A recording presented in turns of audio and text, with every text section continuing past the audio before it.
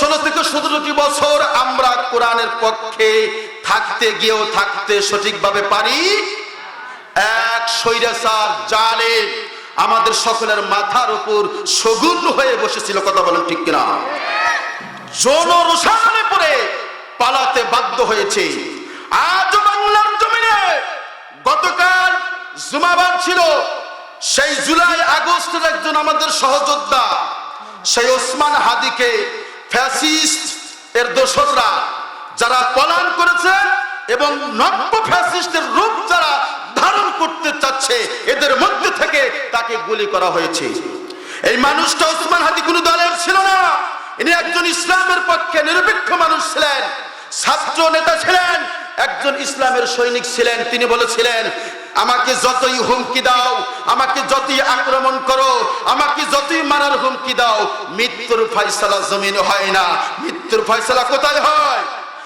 মুসলমান জোরে বলো, মৃত্যুর ফয়সালা কোথায় হয়? অতএব ওই হুমকি দিয়ে, ধমকি দিয়ে, ওই রকম বয়ান দিয়ে, ওই রকম বক্তব্য দিয়ে মুসলমানকে, কোরআনের প্রেমিকদেরকে দমায়া রাখতে পারবো না, পারবো না, পারবো না। আসুন আল্লাহ পাক আমাদের জীবনের শেষ হায়াত যেন কোরআনের পক্ষে, হাদিসের পক্ষে, ইসলামের পক্ষে যেন থাকার তৌফিক দান করে, বলেন আমিন। মুসলমান ভাইরা আমার, কোন বন্ধু আসো কিয়ামত অবধি পর্যন্ত যত মানুষ লিতুখরিজান নাস, এখানে কোনো হিন্দু, খ্রিস্টান, বৌদ্ধ, মুসলমান বলা হয় নাই। আমার আল্লাহ বলছেন, নবী গো, মানুষ রূপে যারা এই দুনিয়ায় জন্মগ্রহণ করেছে, ইনসান রূপে যারা এই দুনিয়ায় জন্মগ্রহণ করেছে, আমি আল্লাহর পক্ষ থেকে মানুষ রূপে যারা এই দুনিয়াতে পদার্পণ করেছে, ওই সকল মানুষগুলোর মাঝে আপনি ঘোষণা করে দেন, আপনি জানাইয়া দেন, কিতাবুন আনসালনাহু ইলাইকা লিতুখরিজান নাস, আমি আল্লাহর পক্ষ থেকে এমন একটি কিতাব, এমন একটি সংবিধান, এমন একটা গাইডলাইন, এমন একটা কিতাব আমি আল্লাহ হিদায়াতের বাণী আমি আল্লাহর পক্ষ থেকে কিয়ামত অবধি পর্যন্ত যত মানুষ এই ধরার বুকে, এই পৃথিবীতে আসবে, আমি আল্লাহ তাদের জন্য নাজিল করলাম। সুবহানাল্লাহ বলবেন না? মুসলমান ভাইরা আমার, আল্লাহ পাক বলেন, নবী গো, আপনি জানায়া দেন, লিতুখরিজান নাসা মিনাদ যুলুমাতি ইলান নূর, আমি আল্লাহ সকল শ্রেণীর মানব জাতির জন্য, অন্ধকারের মধ্যে থেকে পড়ে থাকা মানুষগুলোর জন্য আমি আল্লাহ এই কিতাব, এই কুরআনুল কারীম আলো হিসাবে, নূর হিসাবে, বাতি হিসাবে আমি আল্লাহ নাজিল করলাম। ঠিক আছে, একটু বসুন। আচ্ছা, এই 1-2 মিনিট, 2-3 মিনিট বসেন। আমাদের সম্মানিত মেহমান আসছে, এই মাত্র আসলো, ওনারা বসুক, ওনাদেরকে আমরা সময় দিব, ওনাদের কথাগুলো আমরা শুনবো ইনশাআল্লাহ। মুসলমান ভাইরা আমার, যেই কথা আমি বলতেছিলাম, তাহলে এই কোরআন নাজিল হয়েছে কিসের জন্য? অন্ধকারে পড়ে থাকা মানুষগুলোকে আলোর পথ দেখানোর জন্য, বিভিন্ন পাপ অন্যায় কর্মকাণ্ডে দুনিয়ার মোহে পড়ে থাকা মানুষগুলোর জন্য হিদায়াতের বাণী, নূর হিসেবে, বাতি হিসেবে আমার আল্লাহ এই 30 পারা কুরআনুল কারীম খানা আল্লাহর নবীজির উপরে মক্কি জীবনের শেষ প্রান্তরে নাজিল করেছেন। সূরাতুল ইব্রাহিমের 1 নম্বর আয়াত, জোরে বলা যাবে কি মারহাবা? বিইذনি রাব্বিহিম ইলা সিরাতিল আজিজিল হামিদ।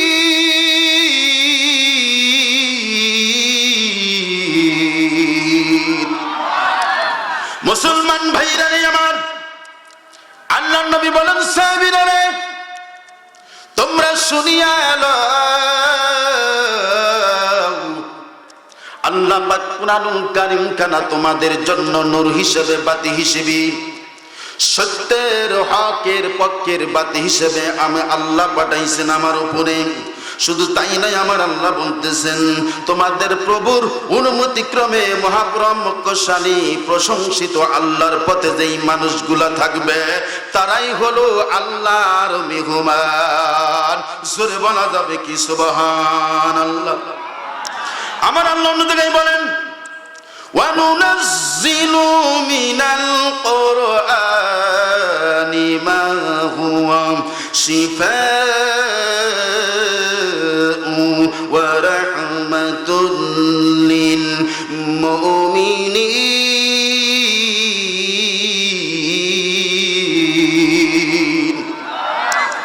মুসলমান ভাইরা নেই আমার, আল্লাহ বলেন ইয়া রাসূলুল্লাহ, ইয়া হাবিবাল্লাহ, তামাম বিশ্বের মানুষগুলোকে আপনি জানা দেন এই কুরআনুল কারীম খানা এমন একটি কিতাব, এমন একটি গ্রন্থ, এমন একটি সংবিধান। এটি শুধু সংবিধান নয়, এই কুরআনুল কারীম খানা আল্লাহর পক্ষ থেকে সকল রোগের প্রতিষেধক হিসেবে আমার আল্লাহ নাজিল করেছে। জোরে বলা যাবে কি মারহাবা। তাহলে এই কুরআনুল কারীম পৃথিবীতে যত রোগ রয়েছে, যত ব্যাধি রয়েছে, সকল রোগ সকল ব্যাধির মহা ঔষধ হলো কুরআনুল কারীম, যা আল্লাহর পক্ষ থেকে কি ওয়া রাহমাতুল লিল মুমিনিন, মুমিনদের উপর রহমত হিসেবে প্রেরিত হয়েছে।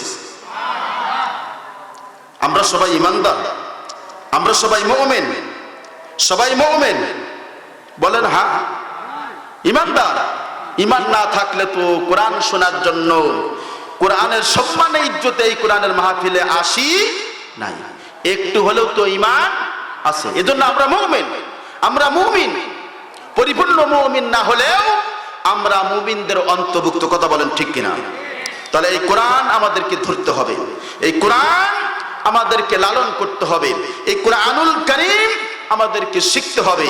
এই কুরআনুল কারীম অনুযায়ী আমার ব্যক্তি জীবন, আমার পারিবারিক জীবন, আমার সামাজিক জীবন, আমার ব্যবসা বাণিজ্য, চলা ফেরা, কথা বলা, খাওয়া দাওয়া সব কিছু হবে এই কুরআনুল কারীম অনুযায়ী। কথা বলেন ঠিক কিনা? তাহলেই তারা পরিপূর্ণ মুমিন হবে এবং তাদের উপর আল্লাহর রহমত হিসেবে কোরআন আসবে। বলেন সুবহানাল্লাহ। তো মেহমান আসছে, আমার কাকা আসছে, ওনারা কথা বলে বিদায় নিক, তারপরে কথা বলি ইনশাআল্লাহ।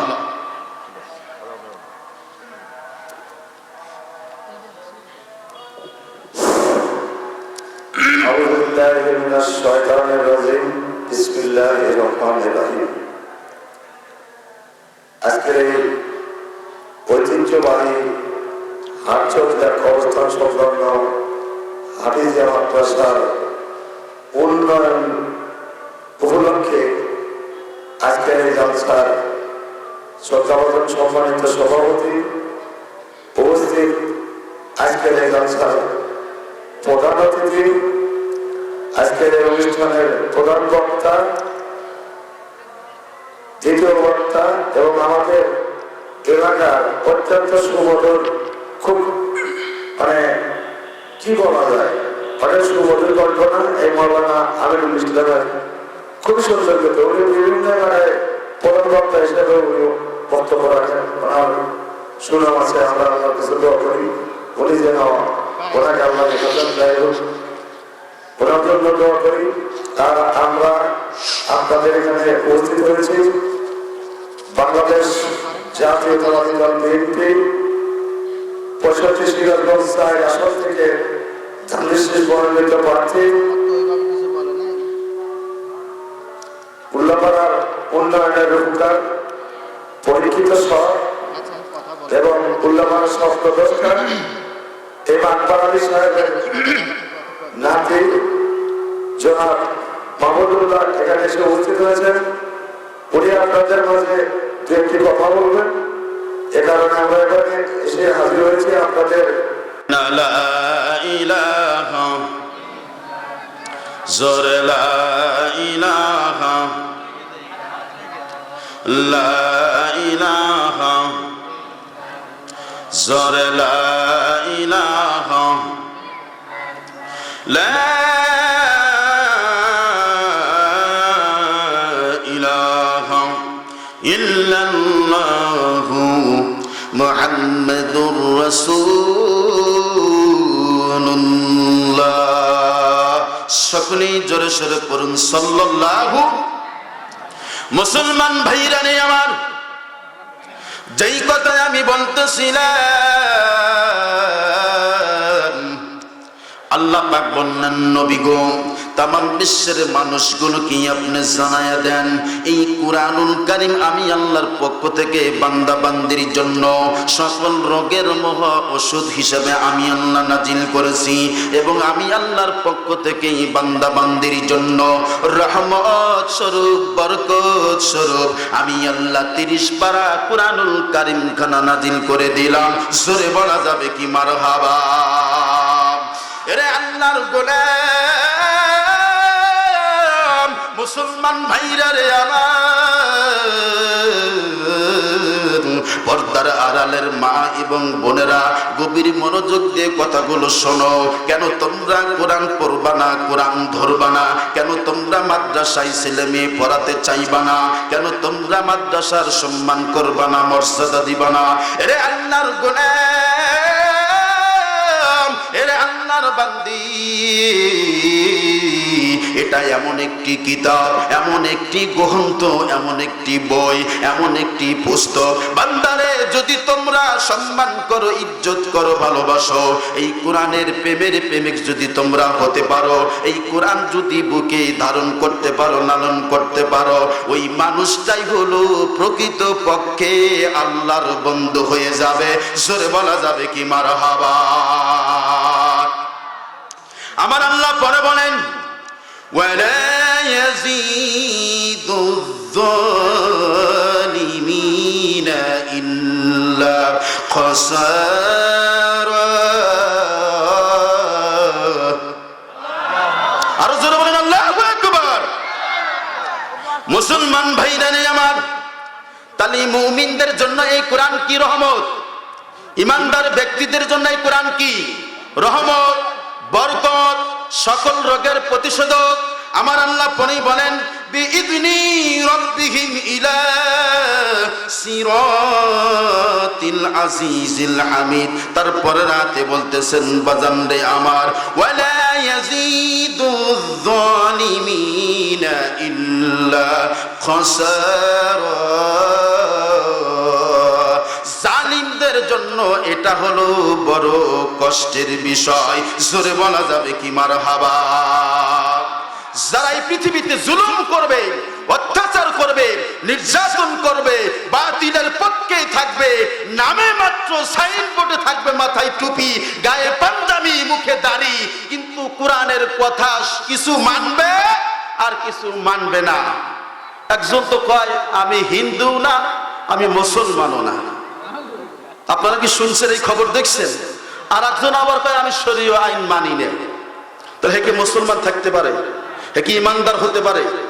আবার এক বাউল, যে আল্লাহরে নিয়ে, এই বাউল আবুল সরকার, এটা আমার বলার প্রয়োজন নাই। আপনারা ফেসবুকে, বিভিন্ন প্রিন্ট মিডিয়া, ইলেকট্রনিক্স মিডিয়ায় আপনারা শুনেছেন, দেখেছেন, যেই ব্যক্তি আল্লাহকে নিয়ে কটাক্ষ করতে পারে, সূরা নাস ব্যাখ্যা করছে, কুল আউযু বিরাব্বিন নাস, মালিকেরও নাস, ইলাহেরও নাস, খালি নাস আর নাস, আল্লাহ নাচতে কইছে। জোরে বলেন নাউযুবিল্লাহ। এর ব্যাখ্যা করছে কি? আল্লাহ নাচতেই কইছে, এই জন্য ওরা নাচে আর গান গায়।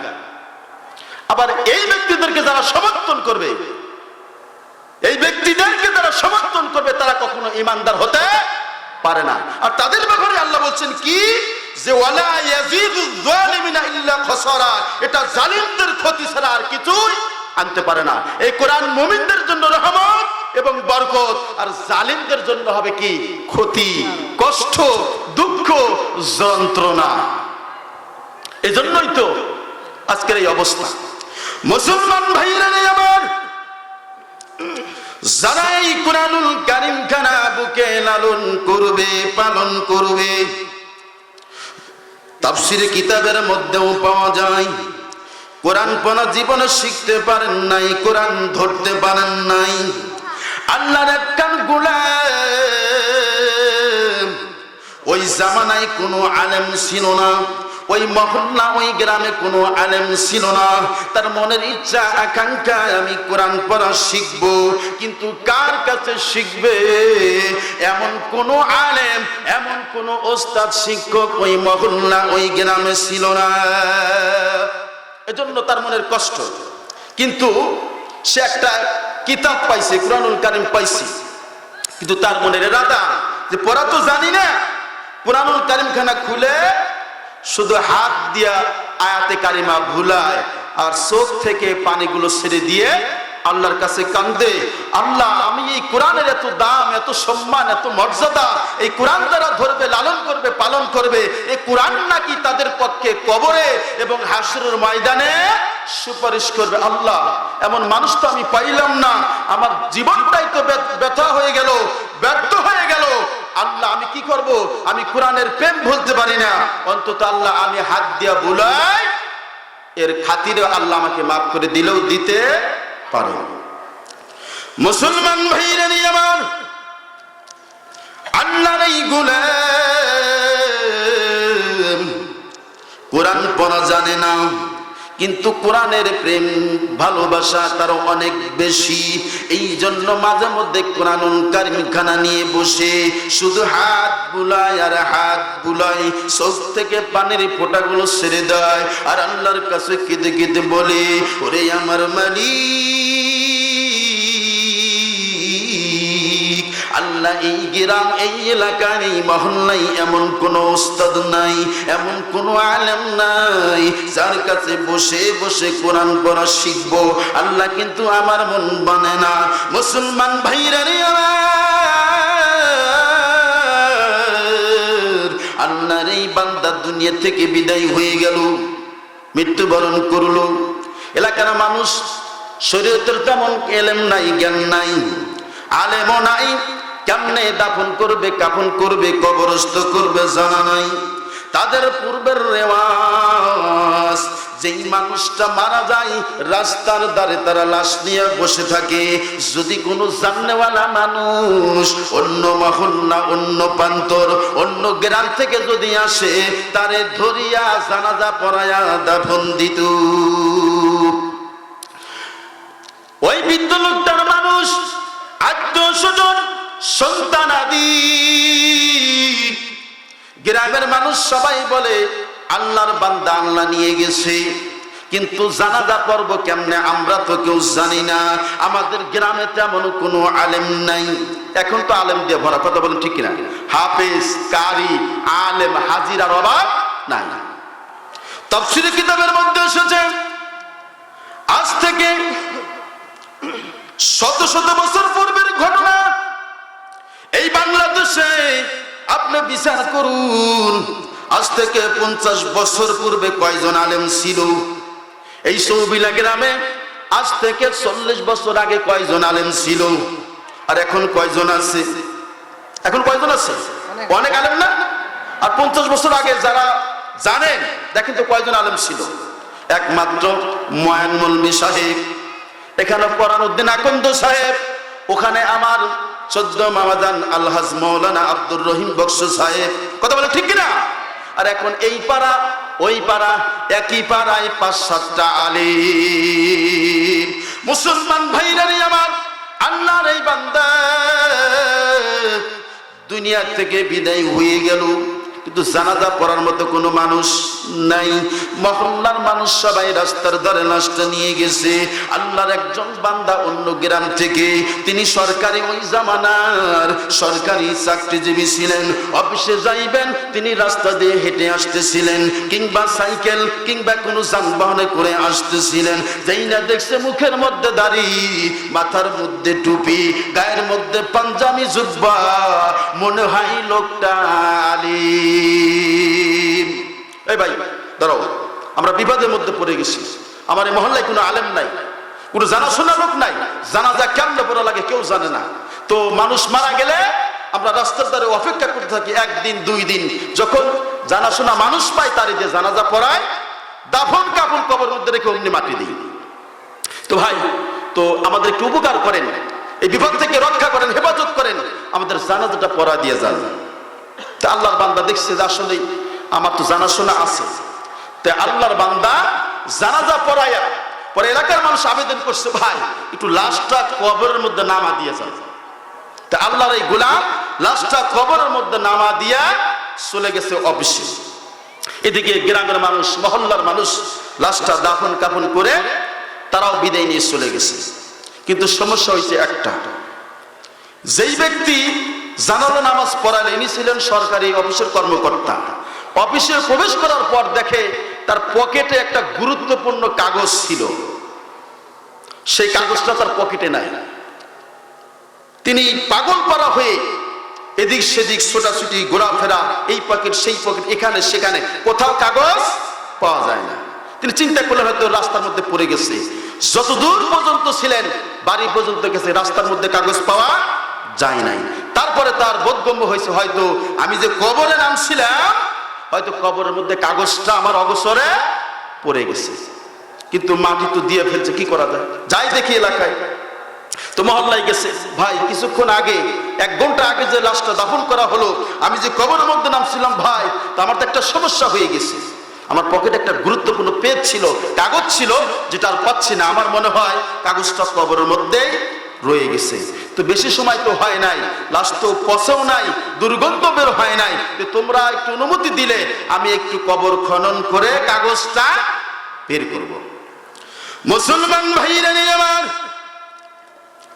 মহল্লার মানুষ অনুমতি দিল। সবার সামনে উপস্থিতে যেই মানুষটাকে 1 ঘন্টা আগে কবরের মধ্যে নামানো হয়েছে, আল্লাহর এই গোলাম, আল্লাহর এই বান্দা, গুরুত্বপূর্ণ কাগজ বলেই তিনি কবর খনন করে যেই মাত্র 1টা 2টা আপনার কাবার কিংবা ভান্ডা কিংবা যেটাই বলেন না কেন চাটাই সরাইছে, সাথে সাথে ওই কবরের মধ্যে থেকে মেশকো আম্বরের গ্রান ছড়িয়ে গেছে। আশ্চর্য হয়ে গেছে, এত সুন্দর সুঘ্রাণ সবে মাত্র কিছুক্ষণ আগে আল্লাহর এই বান্দাকে কবরস্থ করে গেলাম। 1 ঘন্টা যাইতে না যাইতেই কবরের মধ্যে এত সুঘ্রাণ কেমনে হয়? ভালো করে যখন বাঁশ পাখাপাতি সরাইছে, চাটাইটা পরিপূর্ণ সরাইয়া দিছে, দেখে গুরুত্বপূর্ণ কাগজটা কবরের মধ্যেই এক কর্নারে পড়ে আছে। কিন্তু আশ্চর্য বিষয় হলো, আল্লাহর ওই গেলাম লক্ষ্য করে খেয়াল করে দেখেন, আল্লাহর ওই বান্দার লাশটা এত সুন্দর ভাবে আমার আল্লাহ বাসরে ফুল সজ্জার মতো সাজাইছি। এত সুন্দর সাজাইছে, একটা ফুল তো কবরের মধ্যে ছিল না। এত সুন্দর ফুল কে দিল এই কবরের ভিতরে? আর এত সুন্দর সুঘ্রাণ বের হইছে, না জানে কি আমল করতো। প্রশ্ন থাকবে কি থাকবে না? এই অনেক সময় একটু মনে করে দিন তো সেরাজুলে, অনেক সময় দেখবেন অনেক কবর স্থানান্তর করতে গেলে এখনো 20, 30, 40 বছর আগে মারা গেছে, এখনো ওই লাশ পচে নাই, ওই লাশের কাফনে কাপড়ে নষ্ট হয় নাই। আছে না এরকম? আছে, আমরা অনেক দেখেছি। মুসলমান ভাইরা নিয়ে আমার, এখন আর ওই সরকারি চাকরিজীবীর দুনিয়ার প্রেম আর নাই। নিজ চোখে বাস্তব প্রমাণ দেখলেন এত সুন্দর সুঘ্রাণ, আর আল্লাহর বান্দার কবরে এত ফুল সজ্জায় বাসর কেউ সাজাইলো। আমি জানতে চাই আল্লাহর এই বান্দা দুনিয়াতে এমন কি আমল করত, এমন কি ইবাদত করত, এমন কি আল্লাহর জিকির করত, যার কারণে আল্লাহ পাক এই বান্দার কবরে এত সম্মান, এত মর্যাদা দান করেছে। এর গ্রামের মানুষ, তোমরা কি জানো? তোমাদের কি জানা আছে আল্লাহর এই বান্দা জীবনে এমন কি আমল করেছে, এমন কি ইবাদত করেছে, এমন কি আমল করতে তোমরা বলো। গ্রামের মানুষ বলেন না না না, আমাদের তো জানা নাই আল্লাহর এই গোলাম এমন কি আমল করতো। তবে আমরা এতটুকুন জানি আল্লাহর বান্দা একজন ভালো মানুষ ছিল, একজন সত্যবাদী মানুষ ছিল, একজন হকপন্থী মানুষ ছিল। জীবনে কোনোদিন মিথ্যা কথা বলে নাই, মিথ্যা কথা বলে নাই। জীবনে কোনোদিনও কারো অন্যায় করে নাই, কারোর উপর জুলুম করে নাই, কারোর সাথে কোনোদিনও খারাপ আচরণ করে নাই, খারাপ ব্যবহার করে নাই। এমন কি আমল বান্দা করে আমাদের তো জানা নাই। তবে একজন মানুষ বলতে পারবে, বলে কে সেই ব্যক্তি? গ্রামের মানুষ বলে ওই বান্দার একমাত্র সন্তান, একমাত্র মেয়ে, একমাত্র কন্যা তার বাড়ির মধ্যেই আছে। আল্লাহর ওই বান্দিরে যদি জিজ্ঞাসা করা যায় আল্লাহর এই বান্দা এমন কি আমল করতো, মনে হয় জানা যাবে, জোরে বলা যাবে কি মারহাবা। মুসলমান ভাইরা নিয়ে আমার, আল্লাহর এই গোলাম চাকরিজীবী গেল আল্লাহর বান্দার বাড়ি। পর্দার মধ্যে থেকে পর্দা রক্ষা করা সালাম বিনিময় করে জিজ্ঞেস করলেন, আজকে কিছুক্ষণ আগে তোমার বাবাকে দাফন করা হয়েছে, জানতে চাই তোমার আব্বা বাড়ির মধ্যে ঘরের মধ্যে এমন কি আমল করত? আল্লাহর বান্দি বলেন, মুহাররম আপনাকে চিনি না জানি না, তবে শোনেন আমার আব্বার তেমন কোনো আমল আমি চোখে দেখি নাই, চোখে দেখি নাই। তবে আপনারা শোনেন আমার আব্বার ওই ঘরের মধ্যে ওই তাকের উপরে, তক্তার উপরে এমন একটা বই আছে, এমন একটা কিতাব আছে, এমন একটা পুস্তক আমি দেখেছি। আমার আব্বা দিনের বেলায় কিংবা রাত্রি বেলায় ওই তাকের উপর থেকে, তক্তার উপর থেকে ওই বইখানা, ওই কিতাবখানা পানিয়া বিছায়া তিনি যেন হাত শুধু বুলায়া যাইতেন, হাত শুধু বুলায়া যাইতেন, আর চোখ থেকে পানির ফোঁটাগুলো দরদার করে ছেড়ে দিতেন। আমি তার মেয়ে এইটাই শুধু দেখেছি। আমার আব্বার এমন কি আমল আর আমার জানা নাই, জানা নাই। বলে কোথায় সে বই, কোথায় সে কিতাব, আমারে একটুখানি দেখাও। আল্লাহর বান্দি নিয়ে গেল তার আব্বা জানের ঘরের মধ্যে। বলেন দেখেন তো আমি চিনি না, জানি না। ওই তক্তার উপরে, ওই তাকের উপরে দেখেন ওই যে এত বড় মোটা, এত বড় লম্বা বইটা আছে, ওই বইটাই আমার আল্লাহ পড়তেন আর চোখ থেকে পানির ফোঁটাগুলো ছেড়ে দিতেন। রে আল্লাহর গোলাম, কেমন মুসলমান তোমরা রে বাবা! ওই সময় কোনো আলেম ছিল না, ওই সময় এত মাদ্রাসা ছিল না, ওই জামানায় এত মসজিদ ছিল না। কিন্তু দেখো দেখো দেখো আল্লাহর গোলাম কোরআন পড়া জানতো না, শুধু কোরআন পড়তো, শুধু হাত বুলাইয়া দিত আর আল্লাহর কাছে কেঁদে কেঁদে বলতো, আল্লাহ আমি আমার ব্যর্থ জীবন, আজকে যদি এই কোরআন পড়া শিখতাম, এই কালাম পড়া যদি জানতাম, আমি আমার জীবনকে বড় ধন্য মনে করতাম। জোরে বলা যাবে কি মারহাবা, আরো জোরে বলা যাবে কি মারহাবা। আমার ভাইরা রে, রে আল্লাহর গোলাম, আমার পর্দার আড়ালের মা এবং বোনেরা, দেখো দেখো আল্লাহর ওই বান্দা চাকরিজীবীর বোঝা আর বাকি নাই। এটি হলো আল্লাহর কালাম, এটা হলো কুরআনুল কারীম, কুরআনুল মাজিদ। যদিও পড়া জানতো না, শিখতে পারে নাই, কিন্তু কোরআনের প্রতি প্রেম ছিল, ভালোবাসা ছিল, ভক্তি ছিল, সম্মান ছিল, শ্রদ্ধা ছিল, যার কারণে আল্লাহ পাক তার কবরে সম্মান বাড়ায়া দিছে। জোরে বলা যাবে কি মারহাবা। কোরআন পড়া শিখতে পারেন নাই, কোরআন পড়া শিখতে পারেন নাই, কিন্তু যাদের দিলে কোরআন আছে, যাদের অন্তরে কোরআন আছে, তাদেরকে ভালোবাসেন, তাদেরকে সম্মান করেন, মর্যাদা দেন। যতটুকুন শক্তি আছে, যতটুকুন সামর্থ্য আছে, তাই দিয়ে আপনারা সহযোগিতা করুন। এই কবর যখন তোমাকে আমাকে নেওয়া হবে, এই সামান্য একটু সাহায্য সহযোগিতা করার কারণে, এই কোরআনকে মহব্বত করার কারণে, এই কোরআনকে ভালোবাসার কারণে আমার আল্লাহ আমাকেও কবরে ফুলসজ্জায় বাসরে পরিণত করে দিতে পারে কি পারে না? জোরে বলেন, পারে কি পারে না? ওই কবর জান্নাতের বাগান হবে, ওই কবরটা জান্নাতের টুকরো হবে, ওই কবরটা নূরে নূরান্বিত হবে, ওই কবরে কোরআন আপনার পক্ষে শাফায়াত করবে, হাসরের ময়দানে কোরআনুল কারীম আপনার পক্ষে শাফায়াত করবে। এইটা কি আপনারা চান কি চান না? জোরে বলেন, চান কি চান না? হাত তুলে দেখান কারা কারা চান, হাত তুলে দেখান কারা কারা চান, কারা কারা কোরআনের প্রেমিক হতে চান। নারায়ে তাকবীর, নারায়ে তাকবীর। আল কোরআনে আল হাদিসের আলো, আল কোরআনের আলো, এই কোরআন ছাড়া অন্য কিছু। নারায়ে তাকবীর। হাত নামান মুসলমান ভাইরা আমার, এই কোরআন ব্যাপারে আল্লাহ রাসূল একটি হাদিস বলেছেন। বিশিষ্ট একজন সাহাবী আন মালিক ইবনে আনাস রাদিয়াল্লাহু তাআলা আনহু قال قال رسول الله صلى الله عليه وسلم تركت فيكم امرين لن تضلوا تمسكتم بهما كتاب الله وكتاب سنة رسولي জোরে বলা যাবে কি মারহাবা।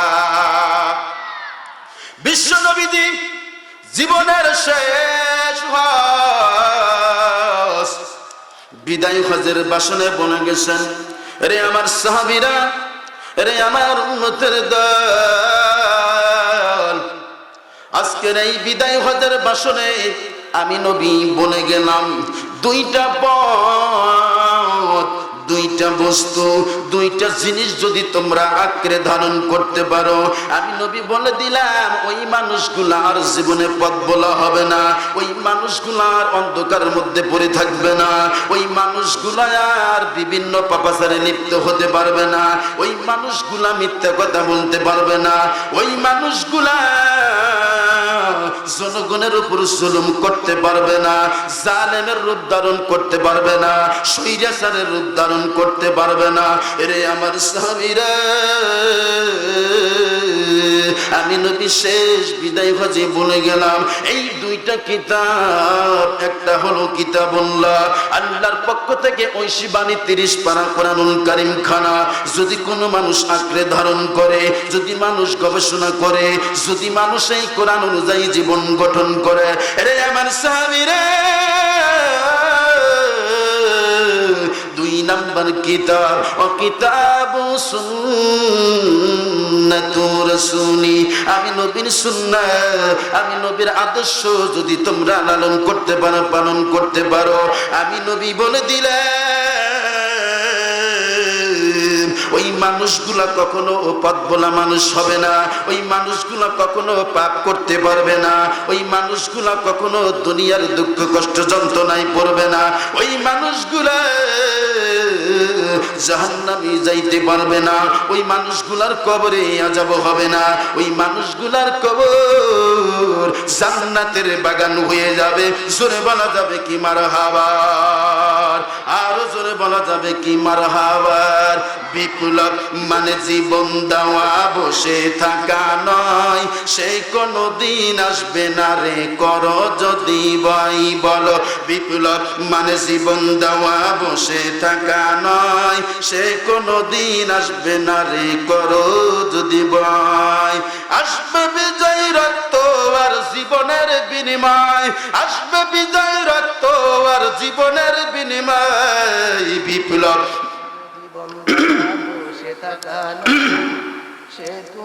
বলেন এসরে, বিপ্লব মানে জীবন দেওয়া, বসে থাকা নয়, সে কোনো দিন আসবে না রে করো যদি ভয়। জোরে বলা যাবে কি মারহাবা।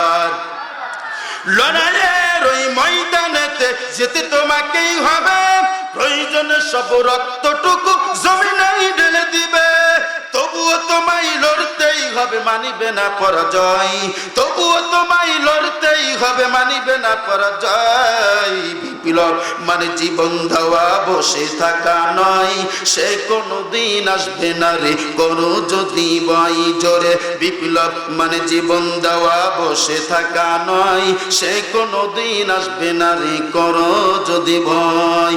শাসনের নামে কেউ বা পিছছে মেহনতি জনতারে, ইমানের উপর আঘাত আনছেই বারে বারে। কথা বলেন ঠিক কিনা? শাসনের নামে কেউ বা পিছছে মেহনতি জনতারে, ইমানের উপর আঘাত আনছেই বারে বারে।